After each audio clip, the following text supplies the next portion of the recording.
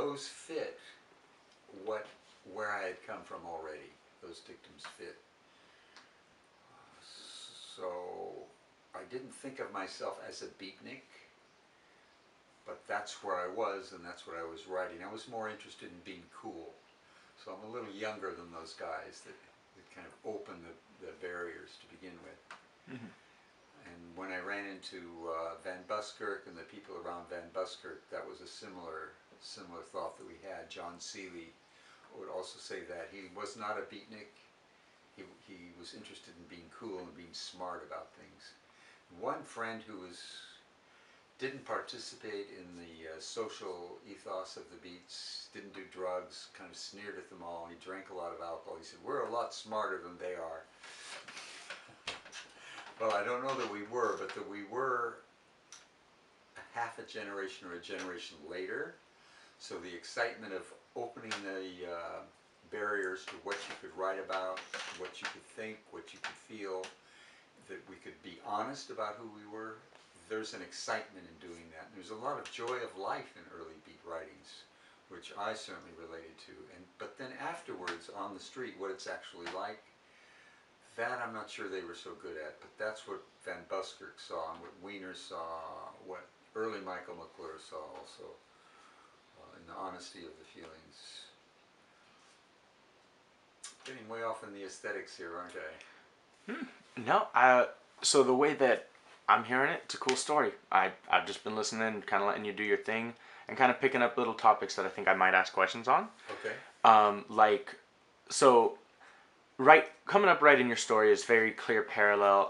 It's already beginning in your life. There seems to be this drastic contrast between academic and real poetry. And not that there's anything necessarily wrong with academics, but there is something that is lost in translation from academic to real life.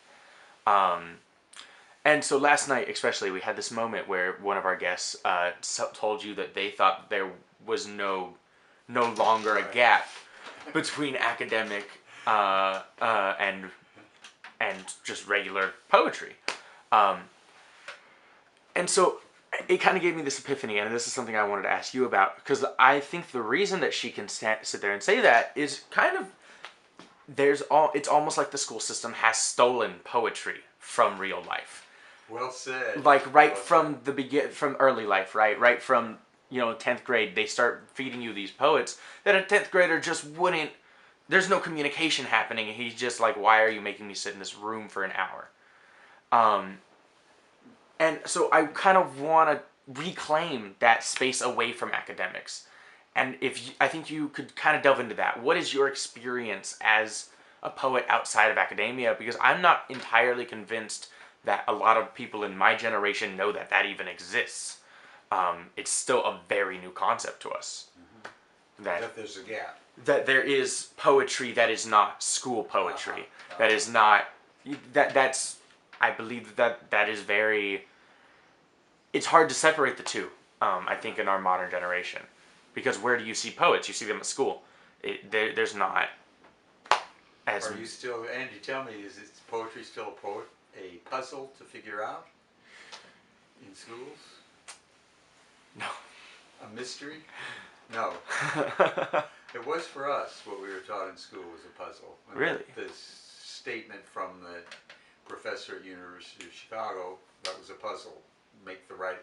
Find the right answer that fits what the academies are teaching us. And I just left that. Why is the gap there now?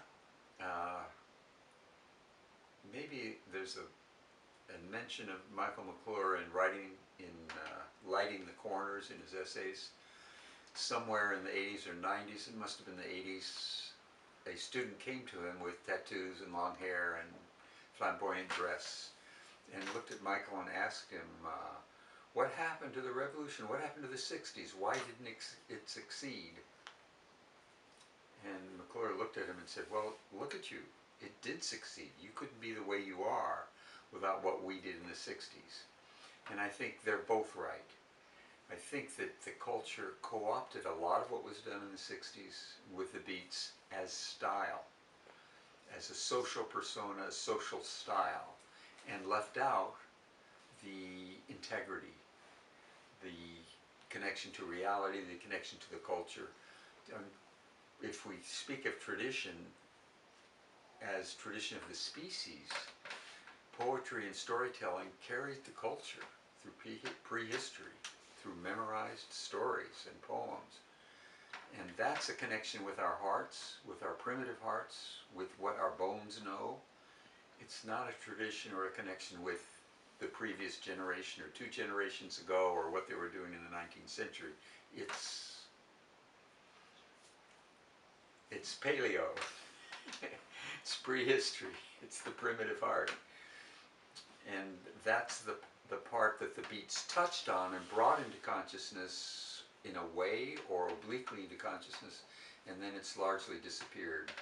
What's different between the gap then and the gap now is that the academies have included so many different styles and so many interesting ways of looking at things that it seems fascinating, but it's missing that core. It's missing the core of the primitive heart, what our bones know. It's also, the culture itself has become much more invasive. The marketers have learned how to take over parts of our minds, and there are large parts of our minds, as Herbert Huncke says, there are large parts of our minds that have never known contact.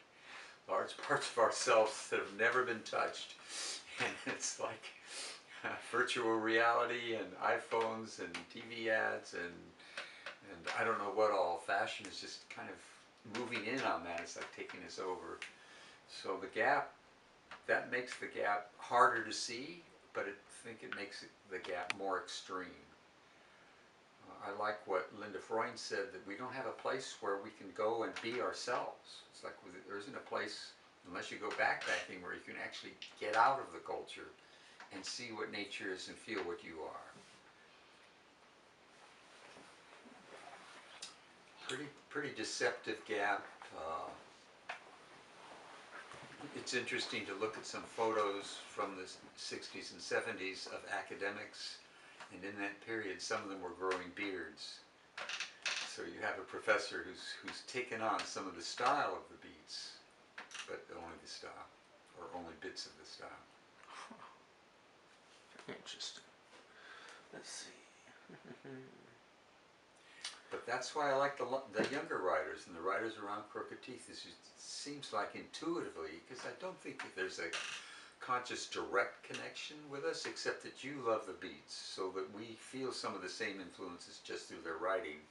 But I think largely it's intuitive, that they're noticing that there's this weight of the culture on us, and we want to find ourselves outside of that, or underneath it, or in rebellion against it.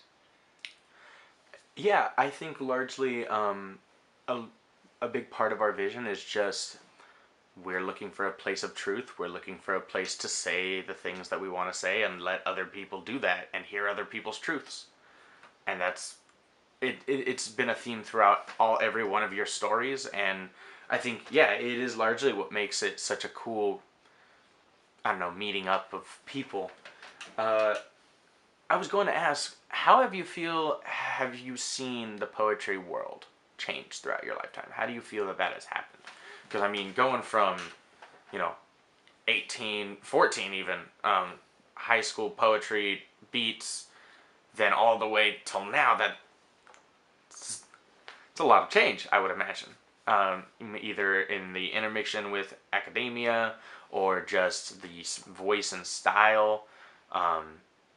How society receives it. So what would you say? How would you say it's changed? I think I have to do about 20 years of research and come back to answer the question, but I can give a personal answer. First, I think you stated it very well, that it's a place of truth, that poetry is a place of truth and Crooked Teeth is a place of truth. It's very succinctly stated. And yeah, I want to give you props for that, because I was rambling on around that kernel, but that's very well stated. So I felt, as many of us did in the 60s and early 70s, that Beat Generation writing was going to take over the literary world. And I was quite surprised